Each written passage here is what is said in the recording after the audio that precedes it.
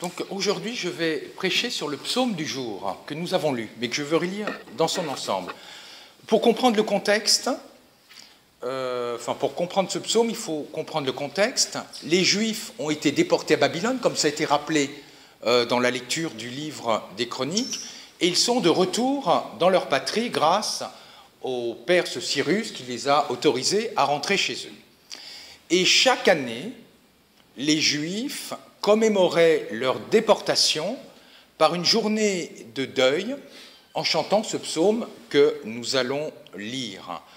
Un peu comme aujourd'hui, chaque 27 janvier, il y a une journée de mémoire de l'Holocauste.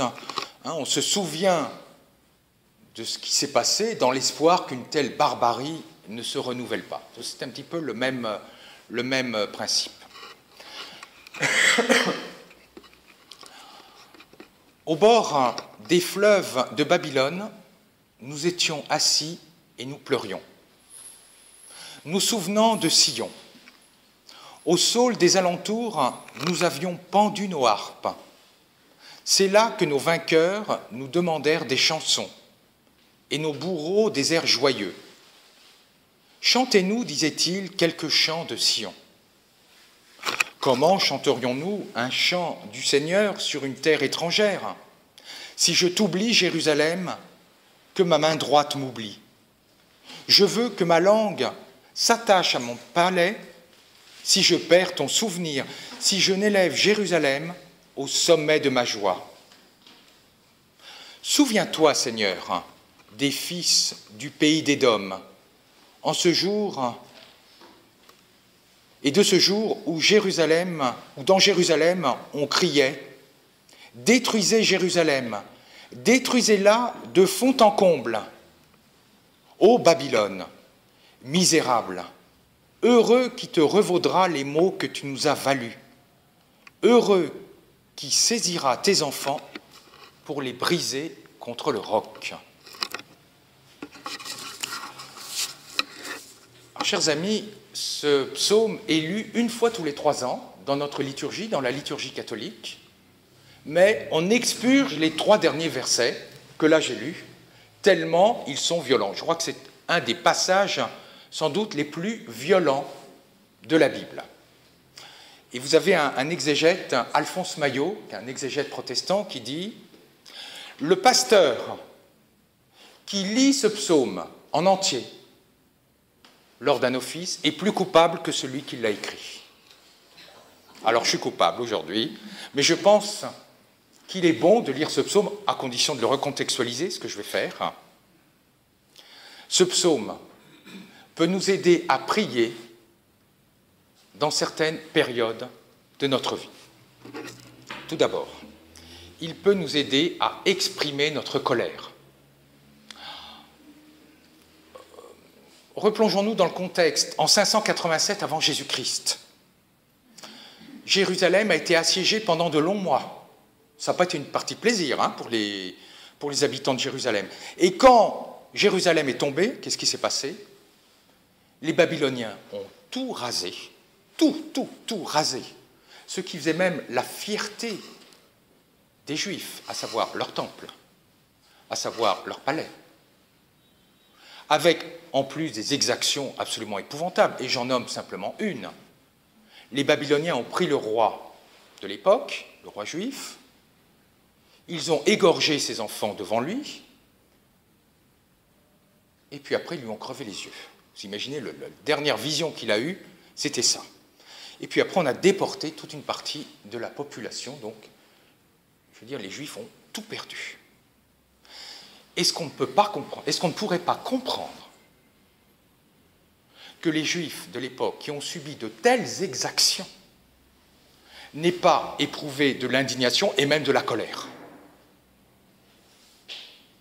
Est-ce qu'on ne pourrait pas comprendre, en avançant dans l'histoire, la colère des Juifs qui ont été déportés par les nazis dans les camps d'extermination? Et je laisse maintenant, je prendrai simplement d'autres exemples, pas simplement des Juifs. Est-ce qu'on ne pourrait pas comprendre La colère d'une femme qui a été violée, la colère contre son bourreau. Est-ce qu'on ne pourrait pas comprendre la colère d'une personne qui est harcelée à son travail? Est-ce qu'on ne pourrait pas comprendre la colère d'un enfant qui est le souffre-douleur dans sa classe? Eh bien, qu'est-ce que dit ce psaume? Ce psaume, il dit, quand tu es victime d'une injustice, il ne faut surtout pas refouler ce que tu as vécu. Il ne faut surtout pas refouler tes émotions, mais les exprimer. Tu peux même exprimer tes émotions de colère, de désir de vengeance, tu peux les exprimer à Dieu. Et vous remarquerez bien une chose. Quand le psalmiste dit « Babylone, heureux qui te revaudra les maux que tu nous as valus », le psalmiste ne dit pas « je vais me venger ».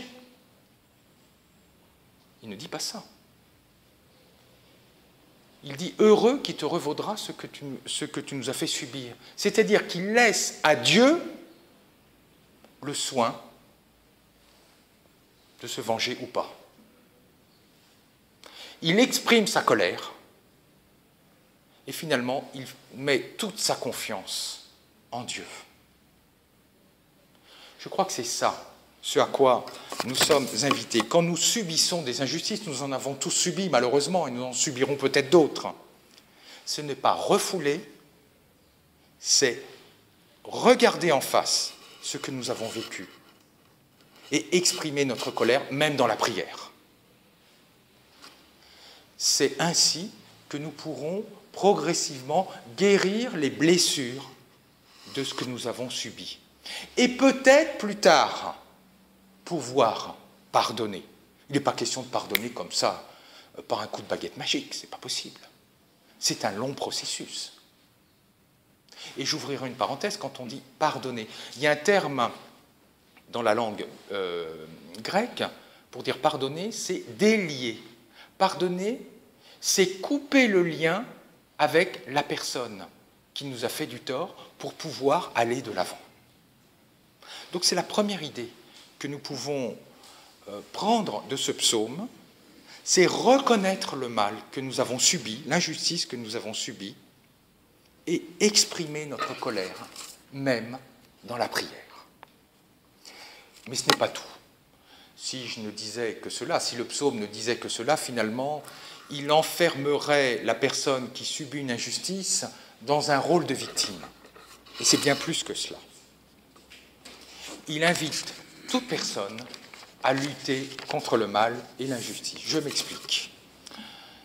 Que font les Babyloniens aux Juifs déportés? Ils disent « mais chantez-nous une chanson de chez vous, un cantique de chez vous, pour nous distraire. » Mais attends, mais c'est complètement fou, c'est complètement irrespectueux.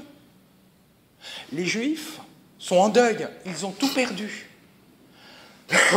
Ils ont perdu leur patrie, ils sont déportés, ils ont perdu leurs biens, et on leur demande de chanter des choses joyeuses. Ce n'est pas respecter leur deuil. Est-ce que moi, je vais demander à une personne qui vient de perdre son mari, bah tiens, viens, on va aller s'amuser dans un dancing? Non. Il faut respecter le deuil de la personne. Donc, non-respect du deuil.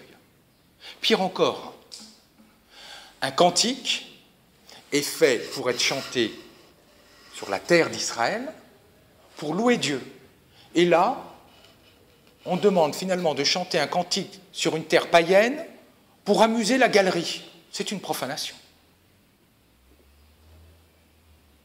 Et là, le psalmiste refuse. Il ne veut pas collaborer à une telle demande qui est injuste. Que ma langue colle à mon palais si jamais je chantais cela. Que ma main, si je jouais de la harpe, se dessèche.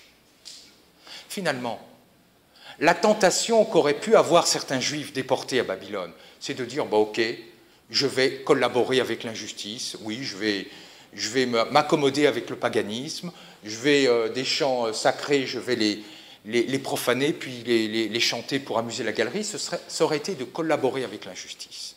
Et là, finalement, qu'est-ce que nous dit le psalmiste? C'est ne collabore jamais avec l'injustice. Ta main, c'est le symbole de l'action. Elle ne doit pas servir à faire l'injustice. Ta langue elle ne doit pas propager l'injustice. Et je terminerai par une dernière remarque. Je m'inspire d'Origène, qui fait une lecture allégorique de ce psaume. Quand un pays envahissait un autre pays, il avait bien sûr peur que le peuple se soulève. Normal. Donc, pour couper la révolte à la racine, qu'est-ce qu'il faisait? Qu'est-ce qu'on faisait? On tuait les bébés. Parce qu'un bébé en moins, aujourd'hui, c'est un futur adulte qui risque de se révolter plus tard. Voyez. Donc, on coupait en quelque sorte le risque de soulèvement à la racine. Enfin, je mets des guillemets quand je dis ça. Quel est notre drame à nous? C'est d'être exilés loin de Dieu, d'être loin de Dieu. Ce que nous invite aussi le psalmiste, c'est que dès que naît une pensée, une action qui risque de nous exiler loin de Dieu, une pensée d'injustice qui commence à naître comme un bébé, eh bien de prendre cette pensée, de prendre ce début d'action et de le jeter contre le rocher du Christ. Couper le mal à la racine, dès que l'injustice commence à naître en nous. Et si nous avons commis des actes dont nous ne sommes pas fiers, c'est de jeter nos actes contre le rocher miséricordieux du Christ qui nous pardonnera.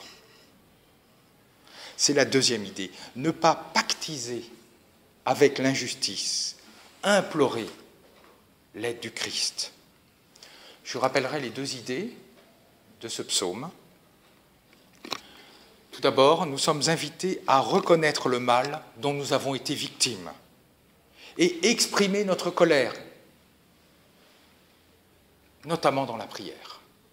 Et deuxièmement, ce psaume nous invite à être responsables en refusant de pactiser avec toute forme d'injustice. Amen.